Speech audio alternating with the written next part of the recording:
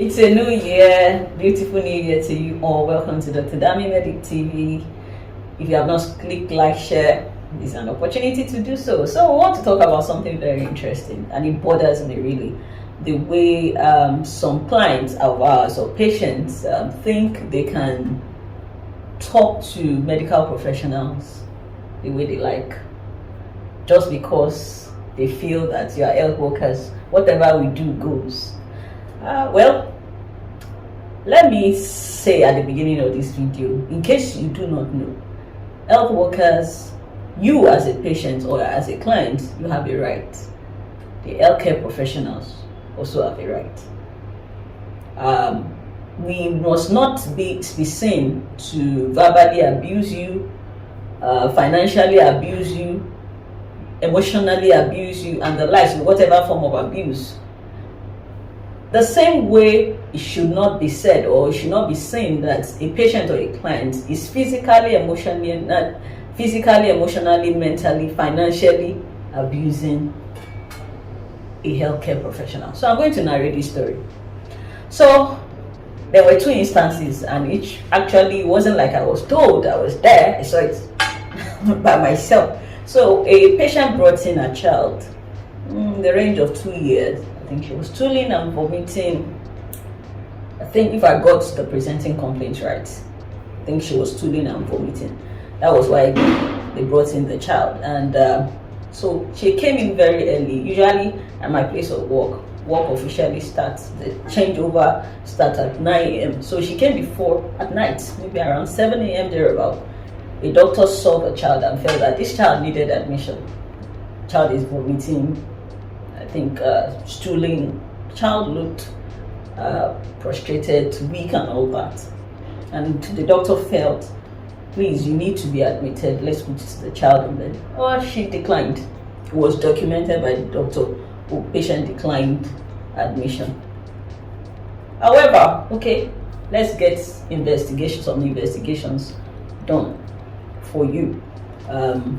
She went to do those investigations, and you know, as it is, it will take some time for investigation results to come out. Around when the morning duty started, just at the noise outside, someone shouting, at the top of her voice. She was shouting, "I've been here since morning.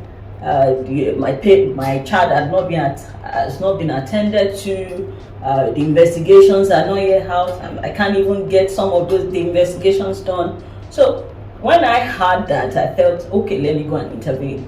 But when I got there, I was the customer care person, customer service, who was talking to this lady.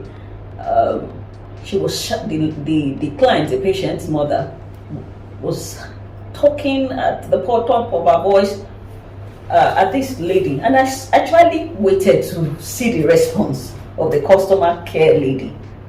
She was calm, talking gently.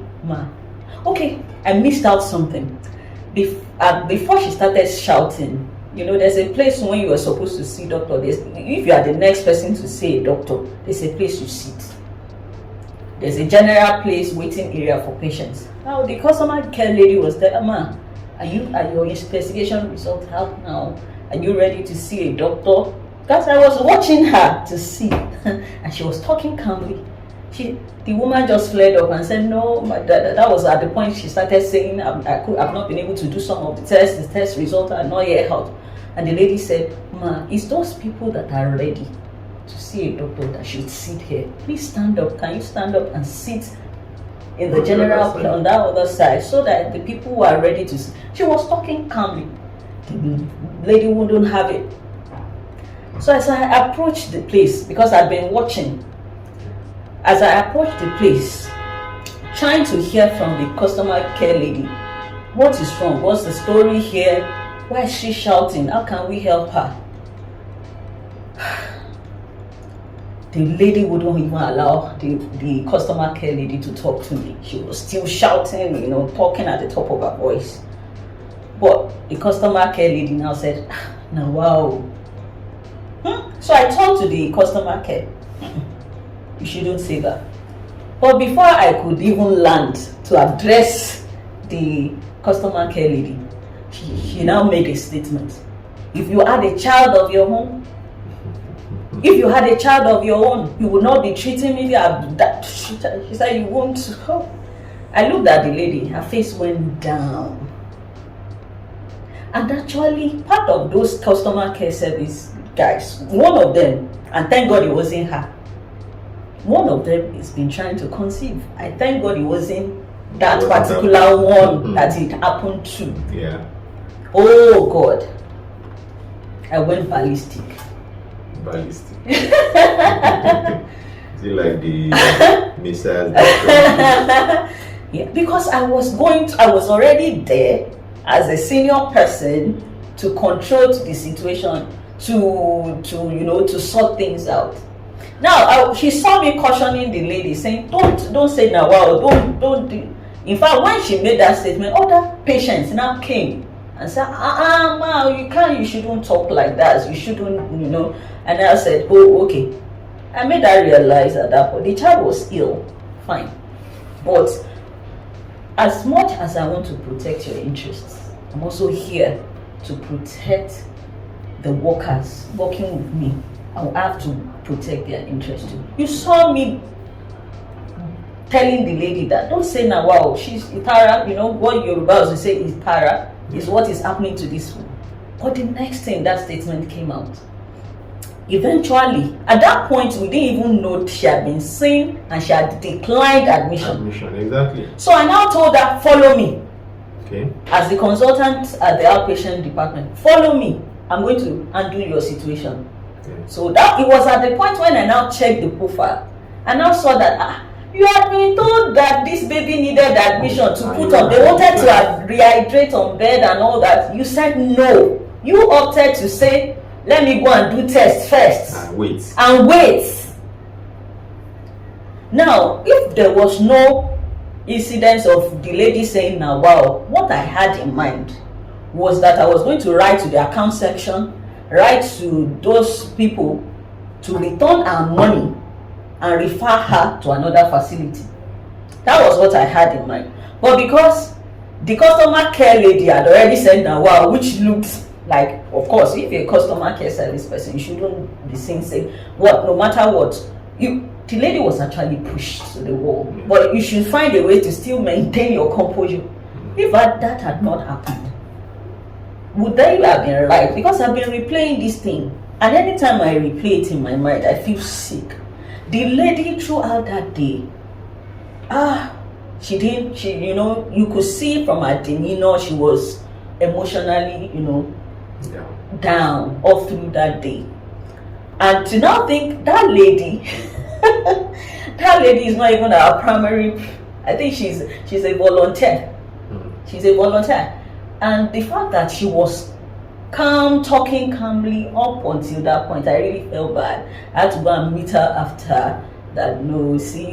People are different. It doesn't have to be like this all the time. I had to find a way to, saddle the situation. Now, as per my wonderful patient's mother, what I now eventually did was for her to be seen and the baby there. When I examined the baby was moderately dehydrated, child was very weak. That child needed admission. Whatever it was that was causing vomiting and diarrhea, the child needed admission. Eventually, when with the whole situation, she agreed to be admitted. Eventually the next day I saw the baby playing around. I said, are you happy now? She said, happy. She's happy. But I just feel bad. I wasn't really happy about that situation. Yeah, so there are a number of things that I'll note. Okay. One, we say patients. I remember my dad used to say this thing. Patients are people who have lost their patience. Yeah. So a patient is no longer patient. Mm-hmm. But we always tell patients, even though you have lost your patience, know that the person that is treating you is also a human being. Yeah. And you shouldn't push them to the wall. For example, if somebody is cooking your food, imagine that you are my chef and you are cooking my food, and every day I just abuse you and say you are daft, you don't even know how to cook, you are stupid, you get out of here. What's going to happen one day? You poison the food now. Somebody that is in charge of taking care of you, and all you want to do is oppress the person. So if you are a patient and you are in front of the healthcare provider who is trying to sort out the problem, it's not the time for you to oppress that person, because you think, and sometimes patients think that, who is this customer care service? What do you know? Who are you? Do you know who I am? It has nothing to do with who you are. For this particular situation, I don't think it was even about looking down on the customer care service. You know why I said so? Okay. If it was myself, if I was the doctor there that she was talking to, she wouldn't have spoken to me like that. You think so? She wouldn't have. I think it was more of an attitudinal thing. People that have attitudinal problems also know who they talk. I've seen many situations now where patients talk down at doctors, but when they see the older doctor, they keep quiet. I've seen it many times. Yes, that happens. So sometimes they look at the person as, who are you? Oh, it's just like you meet a police officer, a young constable or something. You may feel behind, who are you, but once you meet his boss, naturally you will calm down now. Oh, God, so we need to stop looking at some people as being smaller. So if you see a younger doctor, maybe a house officer, you don't have to feel like this one is house officer, so you can't talk to you, talk to him anyhow. Then when you see the person's boss, you now start talking nicely. No, when you are in the hospital, talk nicely to everybody. So the same way we talk still healthcare professionals, the people who work in customer care, the HR and so on, to retain their composure and talk to everybody nicely. It's the same way. Yeah. You as the patient or patient's parent should Relations. talk nicely. We know you are not happy. Like, this person may be facing challenges at home and all that, but is it by shouting at people that they will treat you well? Now, there's this thing people say also, that is that not what you are being paid for? Even if I behave anyhow, is that not what you decided to become a healthcare professional? You know why that statement is wrong? That's why the statement is wrong. Okay. Is many patients come to see me and they are like, I mean, a patient once told me that this is the very first time that a doctor is smiling at her. This is the first time, and this person had been, of course, the person had a very serious condition. This is the first time any of the doctors is smiling at me. Okay, so all the doctors she had been seeing, are they not being paid?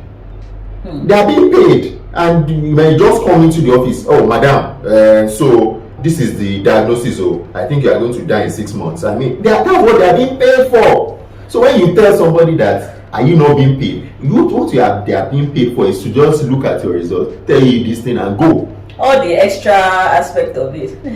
so they are not being paid for that. Now, the other thing is that when it comes to dealing with life, especially treating people in Nigeria, in the Nigerian context, you think you are being paid for the situations the professional or a Nigerian doctor or whatever can be paid enough for what we go through or what we see in the healthcare system? No, until we do videos on how the healthcare system outside the country runs. So please, don't you ever think or imagine that those people are being paid. If you see a nice person, a nice healthcare professional, appreciate them. Appreciate them. So all these ones that people say sometimes, are you not being paid for the job? Please, just keep it in your pocket. Okay? Thank you. All right. So what's the summary now? Summary. The summary is good relations is a two-way thing, right? Patients should relate well with the healthcare professionals. The healthcare professionals too should relate in a nice way. Respect. We will respect you. You deserve to be respected, to be treated right. But the healthcare professional also deserves respect in reciprocal and to be treated right. You have a right as a patient, and the healthcare professional also has a right. Okay? Thank you. Bye. Bye.